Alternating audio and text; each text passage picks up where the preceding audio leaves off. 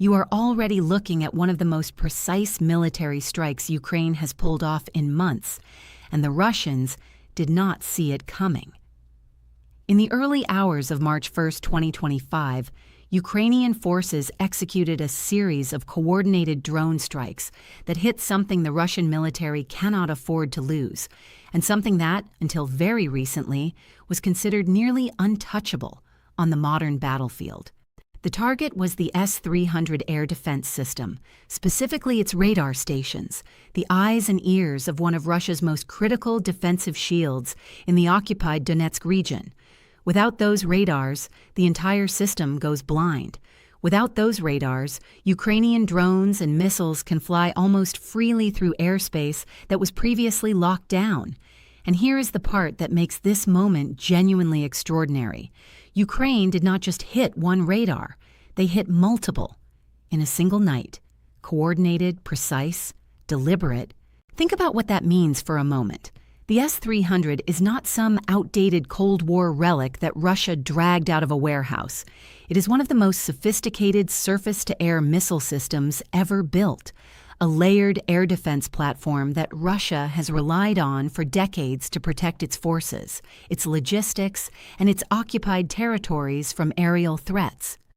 The S-300V4 variant, which was also struck in this same operation, is an even more advanced iteration designed specifically to intercept ballistic missiles, cruise missiles, and low-flying aircraft at extreme ranges.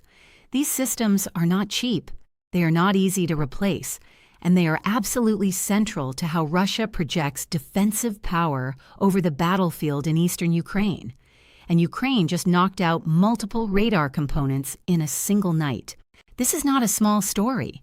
This is a story about how the nature of this war is shifting in ways that most mainstream coverage is not fully capturing.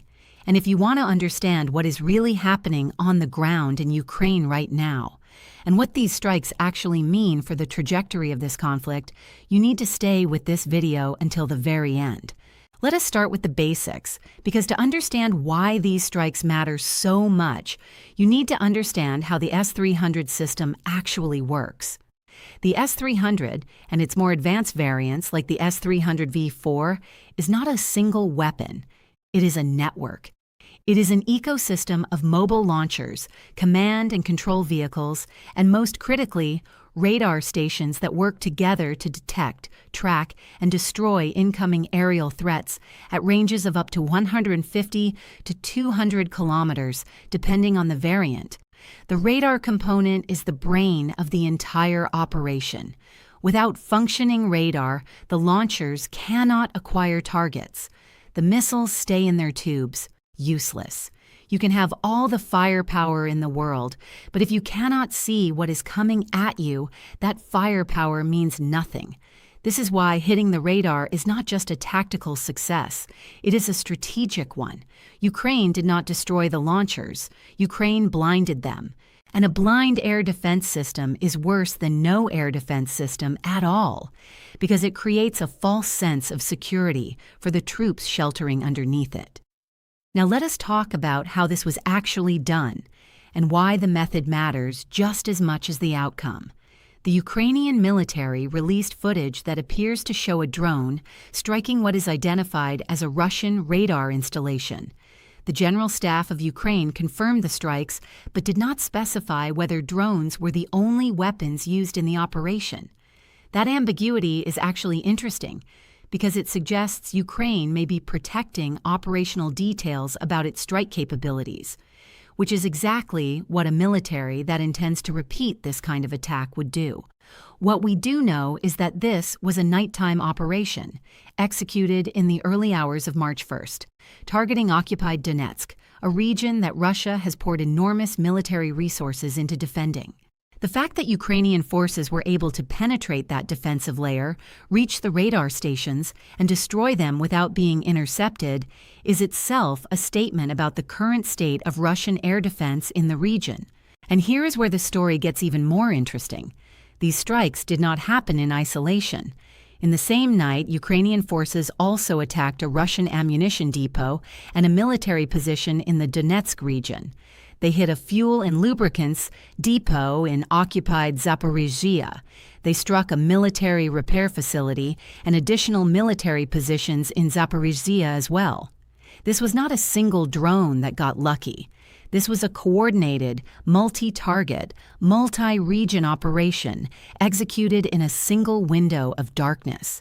That level of operational coordination tells you something important about where the Ukrainian military is right now in terms of its planning capacity, its intelligence gathering, and its willingness to go on the offensive, even as international attention has been focused almost entirely on diplomatic negotiations and ceasefire talks.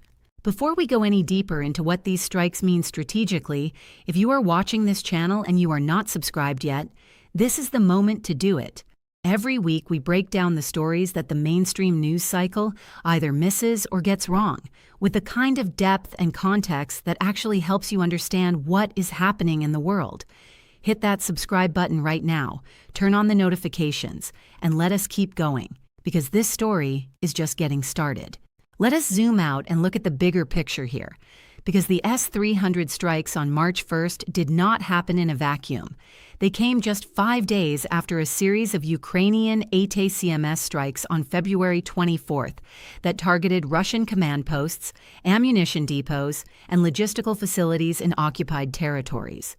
The ATACMS, which stands for Army Tactical Missile System, is a long-range surface-to-surface missile provided by the United States that can hit targets at ranges of up to 300 kilometers. Ukraine has been using these weapons with increasing effectiveness since receiving permission from Washington to deploy them against targets inside Russian-occupied territory, and, in some cases, inside Russia itself. The February 24th strikes and the March 1st drone operations together paint a picture of a Ukrainian military that is not waiting for diplomatic outcomes to determine its battlefield posture. Ukraine is actively degrading Russian military infrastructure, systematically and relentlessly, even while the world debates whether a ceasefire is possible. This matters enormously for understanding the current moment in the war. There is a narrative that has been building in Western media and political circles suggesting that Ukraine is on the defensive, that Russia has the momentum, that the war is slowly grinding towards some kind of negotiated settlement on Russian terms. The strikes we are discussing tonight directly challenge that narrative. A military that is losing momentum does not execute precision multi-site operations against hardened air defense infrastructure in enemy-controlled territory in the middle of the night. A military that is running out of options does not simultaneously hit radar stations, ammunition depots, fuel storage, and repair facilities across 2 different occupied regions in a single operation. What Ukraine demonstrated on the night of March 1st is that it retains significant offensive strike capacity, that it has the intelligence and targeting data needed to find and hit high-value Russian assets, and that it is actively choosing to use that capacity to degrade the Russian military's ability to sustain its operations. Now let us talk specifically about what the loss of those S-300 radar stations means for Russia going forward. The S-300 system, and particularly the S-300V4 variant, has been one of the primary tools Russia has used to deny Ukraine air superiority over the Eastern Front.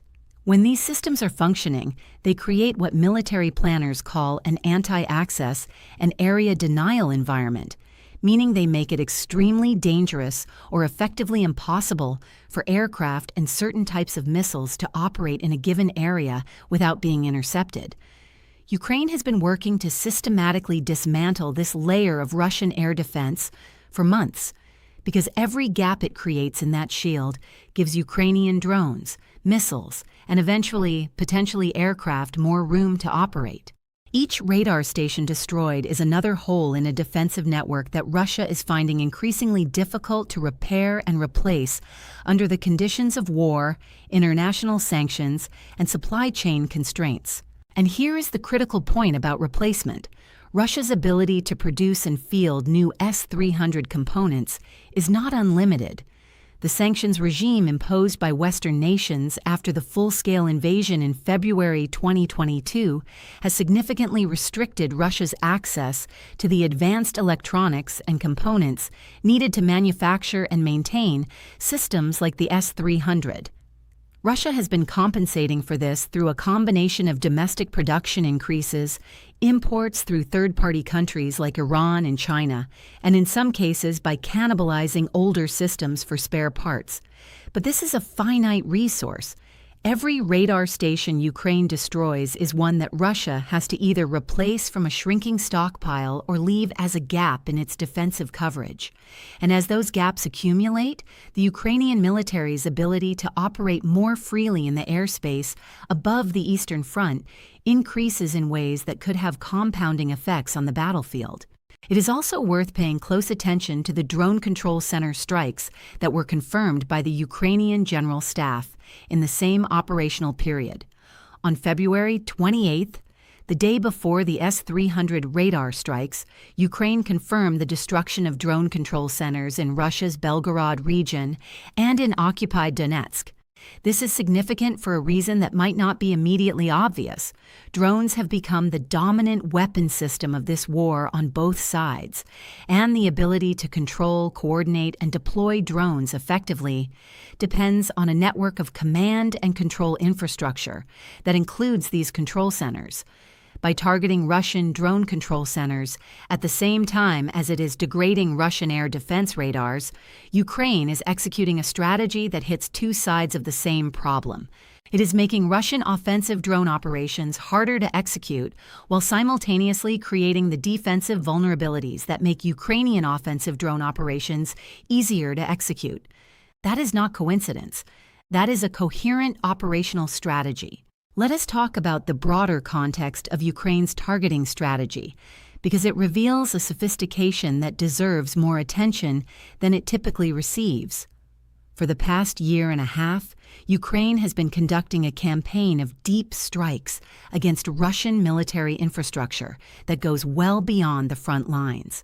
The targets have included oil refineries, fuel depots, ammunition storage facilities, command and control nodes, military repair and maintenance facilities, and air defense components exactly like the one struck on March 1st. The logic behind this campaign is straightforward but powerful. If you cannot match Russia in terms of raw numbers of troops and equipment, you degrade Russia's ability to sustain and supply those troops and that equipment. You make the logistics chain fragile. You force Russia to defend everything everywhere instead of concentrating its forces where it needs them most. You impose costs not just in terms of destroyed hardware, but in terms of time, resources, and organizational capacity that Russia has to spend replacing and repairing what Ukraine is destroying. The targeting of the S-300 radar stations fits perfectly within this broader logic. Air defense systems are not just defensive tools, they are force multipliers that protect the entire infrastructure Russia has built in occupied territory. Warehouses, command posts, repair facilities, fuel depots, all of these assets depend on air defense coverage to exist without being immediately targeted and destroyed. As Ukraine degrades that coverage, all of those supporting assets become more vulnerable. It is a cascading effect that does not show up dramatically in any single strike report, but accumulates over time into a genuine degradation of Russian military capability in the occupied territories. Now, there is something else worth examining carefully here, and it has to do with the timing of these strikes in relation to the broader diplomatic landscape. At the moment of writing, there are ongoing discussions between various parties about the possibility of some form of ceasefire or negotiated pause in the conflict. The Trump administration in the United States has been vocal about its desire to push both sides towards some kind of settlement, and there have been preliminary diplomatic contacts at various levels. Into this environment, Ukraine is executing some of the most precise and consequential military strikes of the entire war. There is a message being sent here, and it is being sent deliberately. Ukraine is demonstrating that it has not run out of fight. It is demonstrating that even under enormous pressure, it retains the capability and the will to hit Russia where it hurts. And it is demonstrating this at exactly the moment when some voices in the West are suggesting that Ukraine should accept territorial concessions in exchange for peace. Whether you agree with Ukraine's strategic calculus or not, the military logic is clear. The more damage Ukraine can inflict on Russian military infrastructure before any ceasefire takes effect, the stronger its negotiating position becomes, and the weaker Russia's ability to resume offensive operations if a ceasefire eventually breaks down. Every radar station destroyed, every ammunition depot blown up, every fuel storage facility reduced to burning wreckage represents leverage that Ukraine is building in real time, leverage it hopes to convert into a better outcome at the negotiating table, or leverage it will use to survive if negotiations fail and the fighting intensifies. Let us also consider what these strikes reveal about the evolution of Ukrainian military technology and tactics. In the early months of the full-scale war, Ukraine's ability to conduct precision strikes deep into Russian-held territory was severely limited. It relied heavily on whatever Soviet-era artillery and missile systems it had inherited, supplemented by early Western contributions like the HIMARS multiple rocket launcher system. The ability to conduct the kind of multi-target, multi-region, nighttime precision drone operations we saw on March 1st reflects 3 years of extraordinary development in Ukrainian military capability. Ukraine has been manufacturing its own drones at scale, developing new guidance systems, training specialized strike units, building the intelligence infrastructure needed to find and target high-value assets behind enemy lines, and integrating all of these capabilities into a coherent operational doctrine. The result is a military that operates in ways that were simply not possible in the spring of 2022. The destruction of the S-300V4 radar components is particularly notable in this context because the S-300V4 is specifically designed to intercept the kinds of threats Ukraine is using. It is built to shoot down ballistic missiles, cruise missiles, and low-signature aerial targets.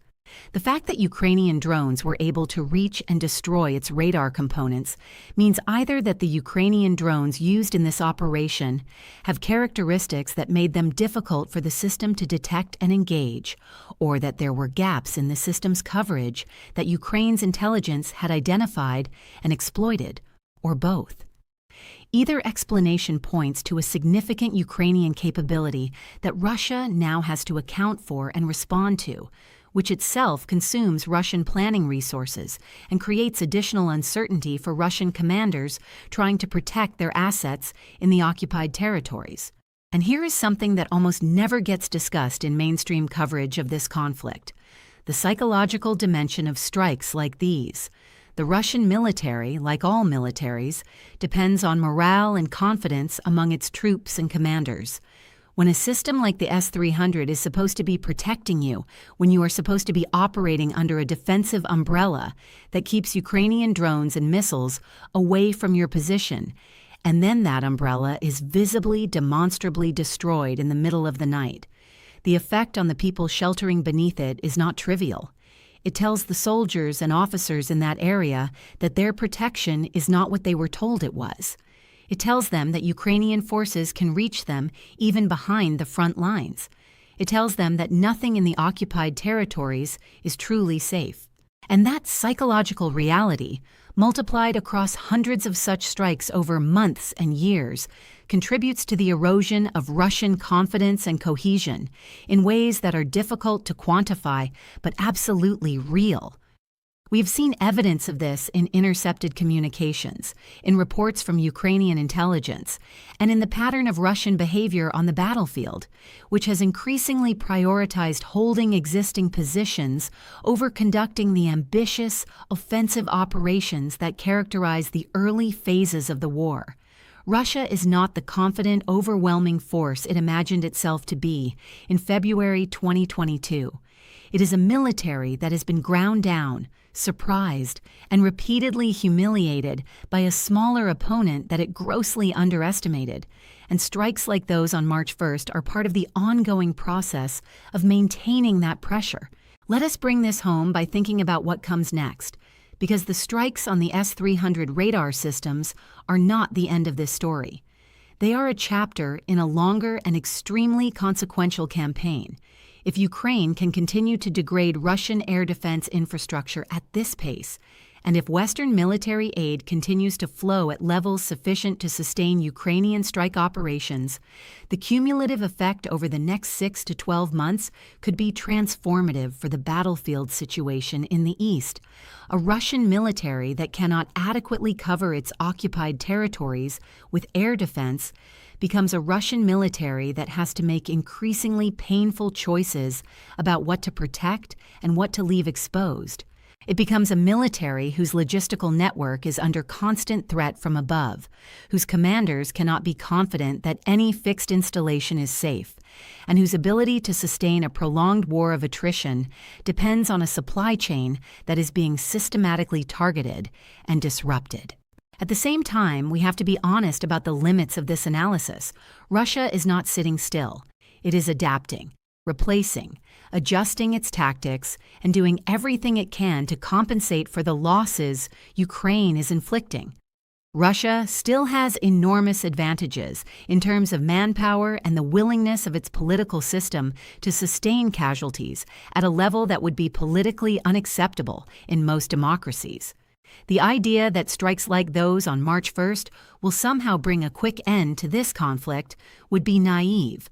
What they do is they change the terms of the conflict. They force Russia to fight at a disadvantage it did not expect and cannot fully overcome. They demonstrate that Ukraine remains a capable and determined military actor, and they maintain pressure on the diplomatic and political calculations happening in Moscow, in Washington, in Brussels, and in every capital that has a stake in how this war ends. What happened in the occupied Donetsk region in the early hours of March 1st was not just a military strike. It was a statement. Ukraine saying to Russia, to its own people, and to the world that it is still here, still fighting, still capable of striking at the heart of Russian military power in ways that matter. Those radar stations going dark is not just a tactical win on a battlefield map. It is a window into the kind of war this has become, a war of precision over mass, of intelligence over brute force, of strategic depth over territorial ambition. And that is a war that Ukraine, against all the odds that were stacked against it in February 2022, has learned to fight extraordinarily well. So here's the question I want to leave you with today. Given everything we have discussed, given Ukraine's demonstrated ability to strike high-value Russian military assets with precision, even in the most heavily defended areas, and given the diplomatic pressure that is building for some form of ceasefire or negotiated outcome, do you believe Ukraine should continue pressing its military advantage as hard as possible before any agreement is reached? Or do you think the risk of escalation and the human cost of continued fighting outweigh the strategic benefits of those strikes? This is not a question with an easy answer. It is one of the genuinely hard moral and strategic questions of our time. And I want to hear what you think. Leave your answer in the comments below, because the conversation that happens there is part of what makes this channel worth building. If you found this analysis useful, share it with someone who is trying to understand this war but is not getting the full picture from the mainstream news. And we will see you in the next one.